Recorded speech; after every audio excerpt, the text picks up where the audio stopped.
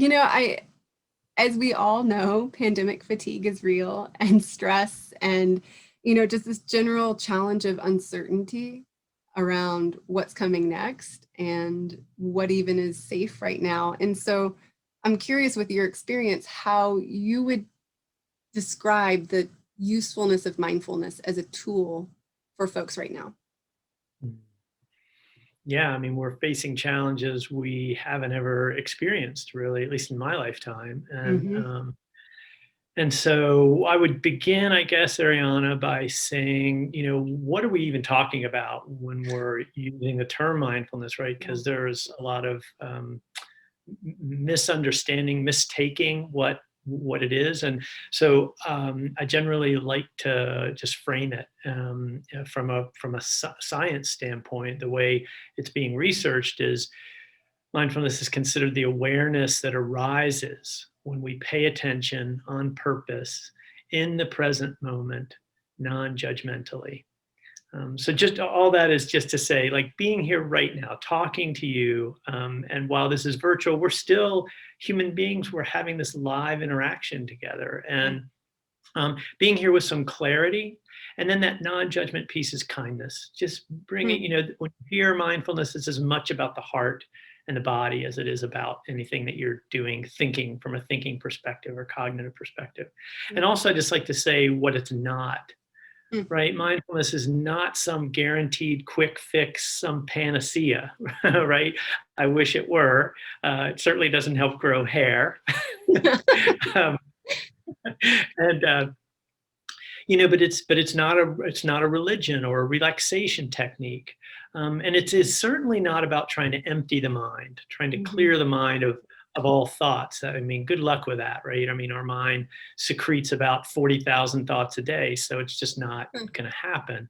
But if we can get a little bit of relief to some degree, and I think there are three areas where mindfulness can directly affect our capacity to meet these challenges right now. The first is, I said in that understanding of what it is, just the awareness, right? So just having some awareness that, maybe this isn't the time to be parenting like full on, right now. Maybe in this moment when, something's cooking on the stove and I just had to take a call from my boss and, somebody's diaper needs to be changed. It may be just like taking a breath, right? Yeah, like you just did, like just taking a breath with all of life showing up.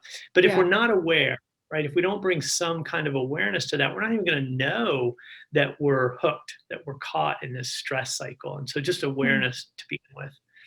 And then secondly, a Harvard study, in fact, I think this was a title of the research article, and a wandering mind is an unhappy mind. So secondly, mindfulness can help us to turn down the volume of time travel that our mind naturally does. It's an area called the default mode network in the brain, and it's jumping between the past and the future. And it has a lot to do with the story of me, right? Starring me, all about me. And so when we practice mindfulness, what we're doing is practicing the capacity to let go of some of that identity story and actually tune into what the heck actually is happening in this moment, as opposed to our overlay, our perception of what's happening. And so I think it can be really helpful there. And then if we are aware in that moment, we could take a few slow, deep breaths, right? And that can help settle the nervous system, even a few slow breaths, even while we're washing the dishes or driving. It has a lot of physiological benefits, and I'm sure you've talked to many of your clients and patients about just breathing, just more skillful breathing, utilizing the full capacity of the lungs, breathing horizontally instead of vertically. And with awareness, we might utilize that very easy to reach lever more frequently. And then I would say probably the third area is in regards to our capacity to interrupt our reactive patterns, right? So a stressor shows up, like something shows up that's stressful, right? That call from your boss. And rather than reacting, right, mindfulness affords us the capacity, the opportunity to pause, right, in between that stressor, right? This is not going to make all your stress go away. In fact, at the fire department or the medical school, we didn't go in and say, well, you just need to make medical school nicer and, give them more time off. And, the fire department, we don't want them to have to climb a ladder quite as high. We would have said, get Make out it of here. less scary and less demanding. We Exactly. did not do that. That's right. No, so it turns out that when we can pause, when you take that, what I would call a rapid reset, that we much more likely have a chance to respond to life, to respond to the situation versus reacting, which oftentimes can actually be an accelerant to the stress. It can actually make things worse when we're reacting all over the place. One person at the fire department says it's like stacking failures up on top of themselves. The stressor comes, a reaction. So a bigger stressor goes on and we react even more. And so, you've probably had, I know I have had experiences where an interaction, a conversation with somebody, particularly like at home, right? The people we care about the most can be the most stressful, and it just gets amped up. And so if we can just take a break. Yeah. So those are some areas and yeah. Can I reflect back what I heard you say? Sure, absolutely. There's a lot in there. So one, what mindfulness is, it's paying attention in the moment without judgment and just noticing what's happening and building an awareness of what's happening. And it's not a panacea. It's not a Band-Aid. It's not a perfect fix. It's not a religion or a spirituality, really. It's just this practice of building awareness of what's happening. And I love when you broke down kind of the 3 ways it can be useful right now. 1, awareness and just noticing what's happening and then being able to pause.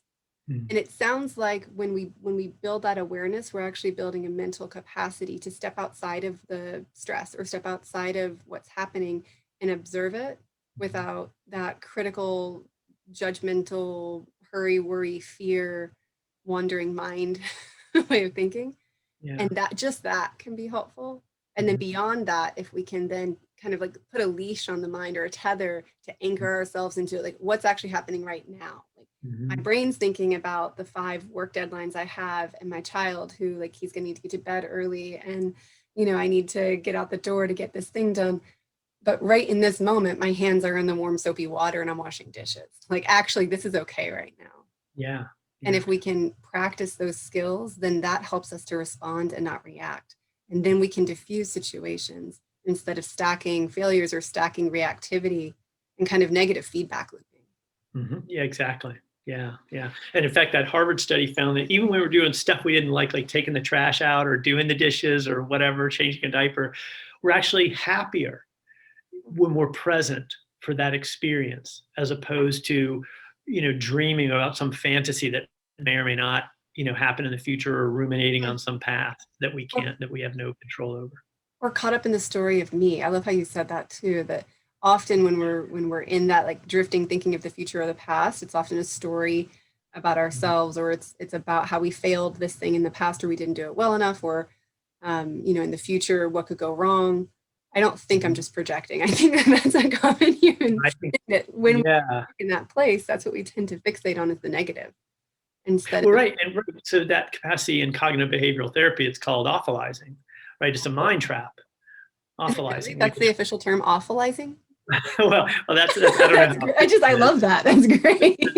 Yeah, or catastrophizing, or these mental traps that we find ourselves in, black and white thinking, always, never. When you start to see, you become aware of these, you can see how corrosive they actually can be to our overall well-being and to our capacity to be engaged. And absolutely. And if it's corrosive to our well-being and we're already under a lot of pressure and stress and uncertainty, then that's going to show up in a different way than it might have a year ago.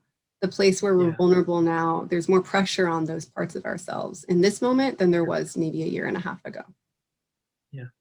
Okay. For sure. Thank you. That's such a broad spectrum way of thinking around how mindfulness, in terms of paying attention in the moment without judgment on purpose, gives us tools to direct our experience of life with more intention and enjoyment and kindness, and towards ourselves and towards others.